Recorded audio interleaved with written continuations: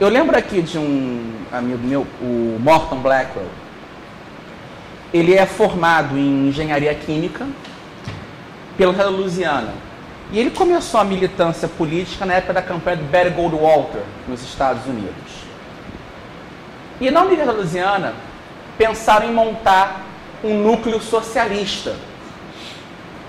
Ele se juntou com um amigo dele, recentemente falecido, Paul Ehrlich. Arrumaram uma caixa de som imensa, colocaram no forro da sala que ia ter a reunião do grupo, puxaram o fio para uma sala ao lado, e quando o pessoal entrou em sala de aula, ele pelo microfone gritou, falou, todo o poder para o proletariado. E a plateia delirou, aplaudiu. Os organizadores se assustaram, não sabia de onde vinha aquilo, mas deixaram a coisa seguir. Está a meu favor, não importa de onde vem. A reunião começou, passado mais um tempo, ele falou no microfone, todo o poder para a vanguarda do proletariado. E o pessoal aplaudiu, tão felizes ainda. Passa mais um tempo, ele no microfone, todo o poder para o partido da vanguarda do proletariado. Mais da metade aplaudiu. Alguns já começaram a achar estranho aquilo. Passa mais um tempo, ele fala, todo o poder para o diretório central do partido da vanguarda do proletariado. Meia dúzia já levantou e foi embora. Ele chega, mais uma, todo o poder para o birô do diretório central do partido da vanguarda do proletariado. Metade já tá fora. No final ele diz, todo o poder para mim. A reunião acabou. E nunca mais se montou um núcleo na universidade. E ele começou a desenvolver técnicas do que ele chama de tecnologia política. O que vem a ser isso? Você, por um lado, trabalha com tecnologias de gestão. Qual é o problema dos movimentos aqui no Brasil que eu vejo? Falta de profissionalismo. A esquerda diz, odiamos o capitalismo, mas agem com a lógica capitalista. Os que querem defender o livre mercado não sabem ser profissionais, a coisa é muito amadora. Então o que ele tenta fazer é o quê? Ensinar técnicas, não profissionalizar, como captar recursos, como organizar a gestão de instituições, como agregar pessoas e, por outro lado, tecnologia de comunicação, como falar em público, como escrever artigo para jornal, porque nós somos muito amadores. O nível, às vezes, que nós acabamos separando o movimento por besteiras e tem algo pior, a falta de um senso de coalizão. Porque, de certa forma, os americanos conseguiram eleger um presidente que não foi perfeito, tem vários erros na economia, como Reagan, mas, se você olhar no século XX, o que ele conseguiu desburocratizar, mas porque houve ali um consenso entre grupos diferentes na política para fazer. Não se cumpriu a agenda toda. A política é a arte do possível. Mas se você consegue fazer esses grupos se organizarem, você dá avanços. Graças um pouco a esse tipo de movimento, hoje tem uma campanha como a do Ron Paul nos Estados Unidos, que mesmo que não venha a ganhar, vai servir como a campanha do Barry Goldwater em 64, que congregou o movimento e falou, é possível resistir a esse avanço do estado de bem-estar social. O movimento revolucionário, ele é contínuo. Você não para um trem com a mão. Você pode fazer o quê? Reduzir a velocidade dele e com pequenas pancadas físicas mudar a direção. Então é um pouco isso. Então é importante esse lado, na prática, convencer mais pessoas, congregar, mas existe um lado acadêmico que é importante fazer o quê? Unir os remanescentes. Hoje, dando aula de economia, tem o Iori aqui na UERJ, tem o Barbieri em São Paulo, tem o Miller no Nordeste, tem que pegar e ver mais professores, porque, como Mises disse, basta um professor dando aula de escola austríaca numa universidade para fazer uma revolução e começar a congregar pessoas. E tem que se fazer o quê?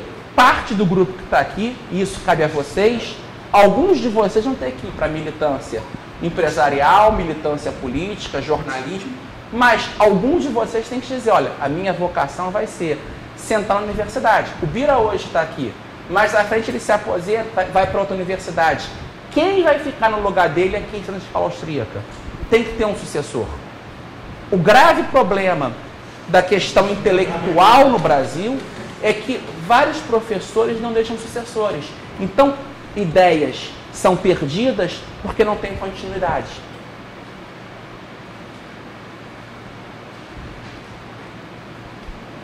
Podemos fazer agora o intervalo. 8 minutos para as 8, desculpa. Para as 8 não, para as 8 para as 8, é. Uma última pergunta e a gente vai para o intervalo. Tem alguma última pergunta? Não, então, intervalo. Terceira e última aula. E nessa segunda parte, seguindo o programa, trataremos da sociedade humana e do papel do indivíduo na sociedade. De certa forma, parte da temática já foi abordada ontem, quando eu falei da questão do indivíduo, ao discutir o subjetivismo e a incerteza. Mas eu retomo aqui com algumas passagens da Bíblia do nosso curso, o Ação Humana. Então eu acho que na ideia das leituras do curso, nós temos aqui o Catecismo do curso, o livro do Biratã Iori,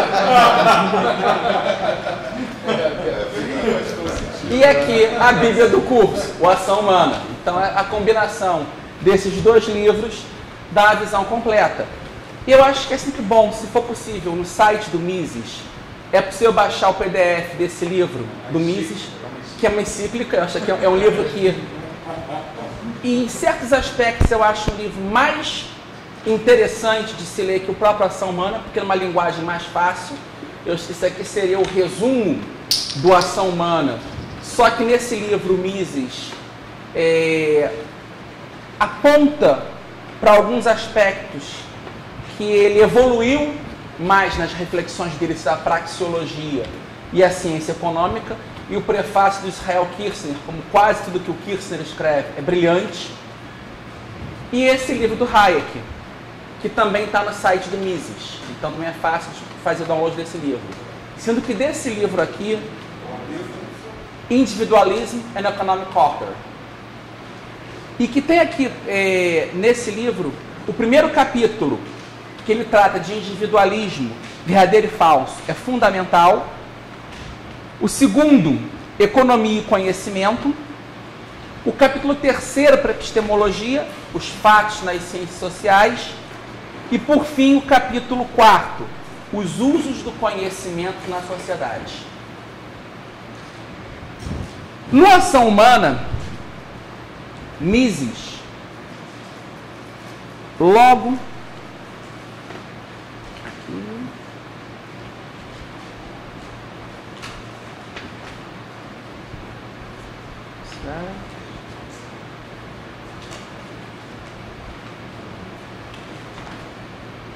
na página 143, diz o seguinte: sociedade é ação concentrada, cooperação.